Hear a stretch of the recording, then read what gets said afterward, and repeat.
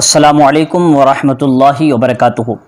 میرے پیارے اور عزیز دوستو، آج کا ویڈیو جو میں آپ کے سامنے پیش کرنے والا ہوں، آئیے اس سے پہلے میں اس ماہ محرم الحرام کو حضور سیدنا امام حسین جو کہ شہید کربلا ہیں ان کے نام سے اور ان کی مناسبت سے ایک شعر کے ساتھ میں اپنی گفتگو کا آغاز کرنے جا رہا ہوں۔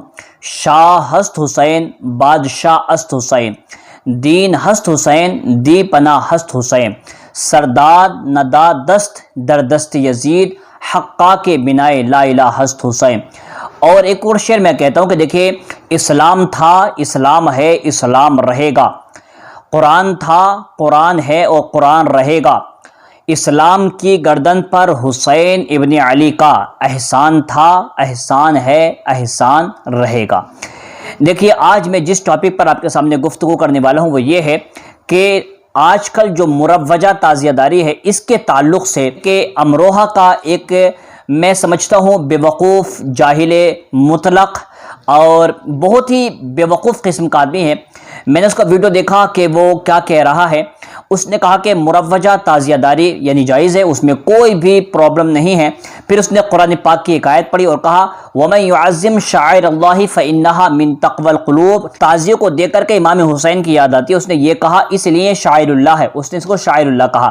انشاءاللہ العزیز میں آج آپ کے سامنے دودھ کا دودھ اور پانی کا پانی کرنے والا ہوں۔ دیکھیے، سب سے بڑی بات تو یہ ہے کہ ہم جو احمد حسن ہے یہ اور امروہہ کا رہنے والا ہے، ایک نمبر کا گالی باز، مکار، عیار، جس کی اس کے علاقے تک میں، اس کے گاؤں تک میں کوئی ویلیو اور عزت نہیں ہے، فونوں پر گالی دینے والا، ماں بہن کی گالی دینے والا، اتنا بڑا فاسق اور فاجر اور ملعون اور یزید کی اولاد میں کہتا ہوں اس کو، یہ شخص ہے۔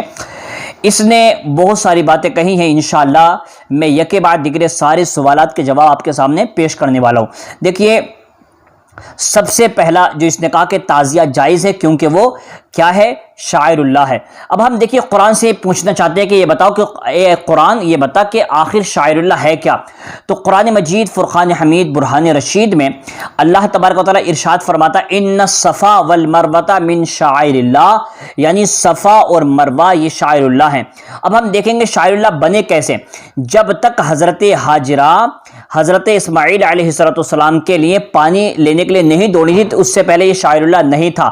مطلب یہ ہے کہ یہاں پر جب حضرت اسماعیل علیہ السلام کے پانی کی تلاش میں حضرت ہاجرہ کے قدم پڑھے تو اس کو صفا مروہ کو شاعر اللہ کہا گیا۔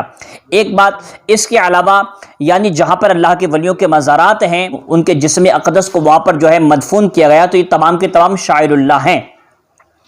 لیکن اس جاہل مطلق نے، جاہل رسوائے زمانہ نے کیا کیا، اس نے جو آج کا مروجہ تعزیہ داری اس کو اس نے شاعر اللہ کہا۔ اس کو اتنی سی عقل نہیں ہے، یہ شاعر اللہ کیسے ہو سکتا ہے؟ شاعر اللہ ہونے کے لیے کوئی نہ کوئی ایسی چیز ہونی چاہیے جو کسی اللہ تبارک و تعالیٰ کے ولی کی وجہ سے ایسی کوئی نسبت ہو۔ اب یہ کہے گا تعزیے کو بھی نسبت ہے، تو میں اس بات کو ابھی رد کرتا ہوں۔ دیکھیے، تعزیے کو امام حسین سے کوئی نسبت نہیں ہے۔ کیوں؟ اس لیے کہ دیکھیں تعزیہ اگر واقعی پہلے سے ہوتا، امام زین العابدین کرتے، امام باقر کرتے، یا اس کے علاوہ امام جعفر صادق کرتے، امام تقی، امام حسن عسکری اگر یہ کرتے تو ہم سمجھتے کہ واقعی یہ شاعر اللہ ہے، مگر یہ جانتے کسی نے بھی نہیں کیا، بلکہ ایک بادشاہ تھا تیمور لنگ، اس نے یہاں سے شروع کیا۔ میں پوچھنا چاہتا ہوں کہ امام زین العابدین سے زیادہ جانتا تھا تیمور لنگ؟ تو آپ کہیں گے نہیں جانتا تھا۔ تو ظاہر بات ہے اگر یہ واقعی شاعر اللہ ہوتا تو اس کو شروع کرنے والے امام زین العابدین ہوتے، امام جعفر صادق ہوتے، یا امام حسن عسکری ہوتے، امام تقی ہوتے، امام نقی ہوتے، مگر ان میں سے کسی نے بھی نہیں کیا۔ یہاں تک کہ جنید بغدادی نے نہیں کیا، یا پھر سعید ابن مخزومی نے نہیں کیا، یا غوث پاک رضی اللہ تعالیٰ نے کیا، اس کے بعد کسی نے بھی نہیں کیا، تو پتہ چلا کہ یہ شاعر اللہ ہو ہی نہیں سکتا۔ اگر یہ شاعر اللہ ہوتا تو یقیناً یہ تمام کے تمام جو ہمارے اکابرین بزرگ ہیں، جو ہمارے سلف صالحین ہیں، یہ ضرور اس کام کو کرتے۔ ان کا نہ کرنا یہ بتا رہا ہے کہ یہ شاعر اللہ نہیں ہے۔ اب یہ بات تو آپ کو کلیئر ہو گئی کہ اس نے قرآن پاک کے ساتھ میں ایک غلط طریقے سے اس کی ترجمہ بتا کر کے لوگوں کو گمراہ کرنے کی کوشش کی ہے۔ جو شاعر اللہ ہوگا اس کی تعظیم ضرور کی جائے گی، مگر یہ شاعر اللہ نہیں کہلائے گا۔ میں آنے والے سوال میں اس کا جواب بھی دوں گا انشاءاللہ۔ اس کے بعد اس نے یہ ایک نمبر کا مطلب جاہل مطلق تو ہے ہی، لیکن یہ فاسق بھی ہے، فاجر بھی ہے، ملعون زمانہ بھی ہے۔ اس نے کہا کہ اگر کسی کو مناظرہ کرنا ہے تو میں اپنا نمبر دے رہا ہوں، فلا فلا فلا فلا۔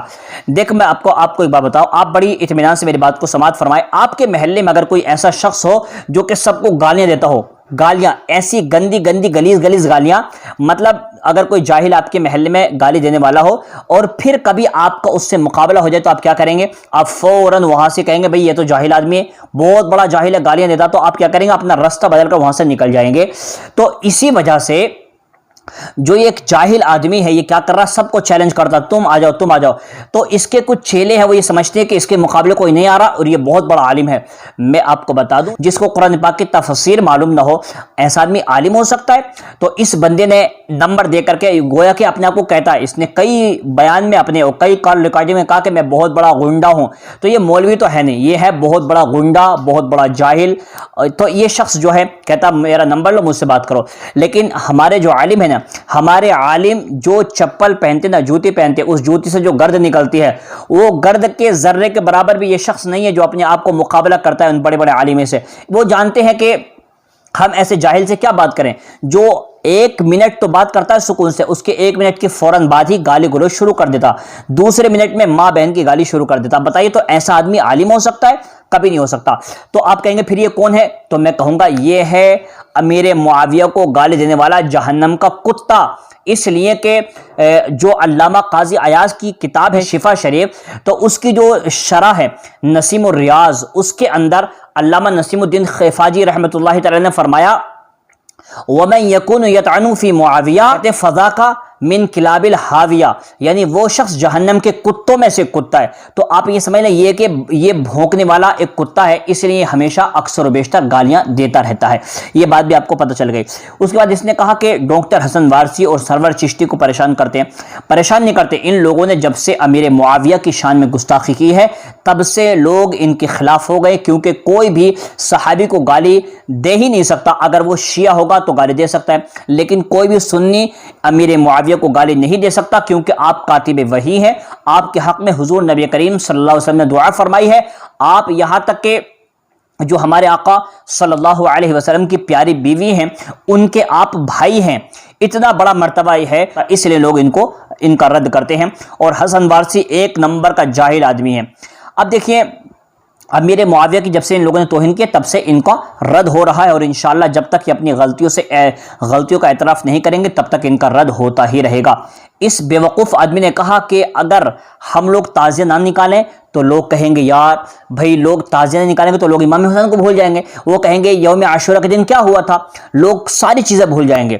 میں اس سے پوچھنا چاہتا ہوں کہ اتنا بڑا جاہل شخص ہے تو، یہ بتاؤ امام زین العابدین نے اپنی آنکھوں سے کربلا کا معاملہ دیکھا، حضرت علی اصغر کو شہید ہوتے ہوئے دیکھا، حضرت علی اکبر کو شہید ہوتے ہوئے دیکھا، یہاں تک کہ خود اپنے بابا جان حضرت امام حسین جو کہ سید الشہداء ان کو شہید ہوتے ہوئے دیکھا، لیکن آپ نے کسی بھی طریقے کا کوئی تعزیہ نہیں بنایا۔ امام زین العابدین نے، اس کے بعد امام باقر نے، امام جعفر صادق نے، اور جتنے بھی جن کو یہ شیعہ اپنے امام مانتے، کسی نے بھی ایک بار بھی تعزیہ نہیں نکالا۔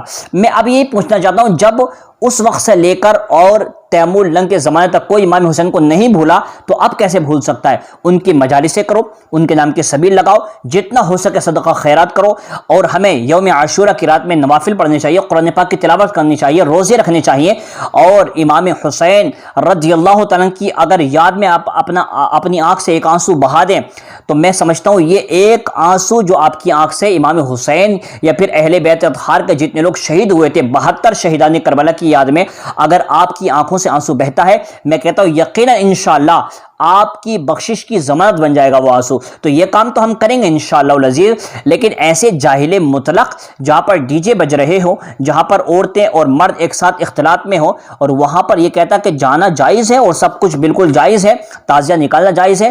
میں بس آخری بات کہہ کر اپنی بات کو ختم کر دینا چاہتا ہوں۔ دیکھیے یہ تو ہے امروہہ کا چھوٹا سا گنڈا اور موالی، اور مطلب چلر، یا پھر اس کو کہتے ہیں چندی چور، تو اس کی تو کوئی ویلیو ہے نہیں۔ اب میں آپ کو بتا دوں اب آپ یہ دیکھ لیں کہ دیکھیے اگر واقعی تعزیہ نکالنا جائز ہوتا تو میں آپ کی بارگاہ میں بڑے ہی پیار سے کہہ رہا ہوں کہ دیکھیے حضرت شاہ عبد العزیز محدث دہلوی رحمۃ اللہ تعالی علیہ نے اپنی کتاب فتاوی عزیزی میں اس کو کہا ہے کہ یہ بالکل بدعت سیئہ ہے، اور یہ بدعت وہ والی بدعت نہیں جس میں پکڑ نہیں ہوگی، بلکہ فرماتے بدعت سیئہ ہے اور اس میں پکڑ بھی ہوگی۔ جو مروجہ تازہ داری لاکھوں لاکھ روپے خرچ کر کے بنا رہے ہیں ان سب کی گرفت ہوگی۔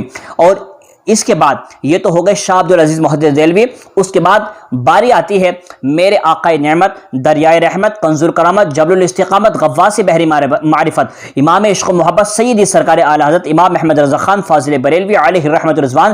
آپ فرماتے ہیں کہ مروجہ تازہ داری حرام ہے، حرام ہے، حرام ہے، اس میں پیسہ دینا بھی حرام ہے، اور وہاں جا کر کے جو لوگ چکر لگا رہے ہیں وہ بھی حرام ہے، اور جو وہاں جا کر کے فاتح دلوا رہے ہیں وہ بھی حرام ہے۔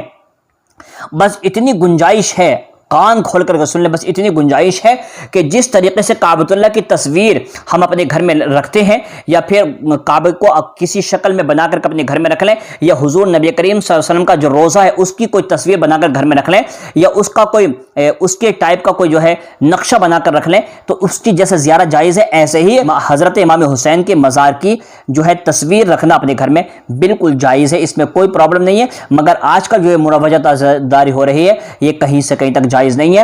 تو میں امید کرتا ہوں کہ آپ کو اس جاہل مطلق کی ساری باتیں، سارے جواب مل چکے ہوں گے۔ یہ بالکل بے وقوف ہے، اس کی کوئی ویلیو اپنے علاقے میں بھی نہیں ہے، تو لہٰذا اس ویڈیو کو آگے شیئر کر دیں تاکہ قاری احمد حسن، یہ قاری نہیں بلکہ میں کہتا ہوں پیلی تاری، ایک نمبر کا جاہل مردود آدمی ہے، آپ اس ویڈیو کو آگے شیئر کر دیں تاکہ اس بدتمیز آدمی کی زبان بند ہو جائے۔ السلام علیکم ورحمۃ اللہ وبرکاتہ۔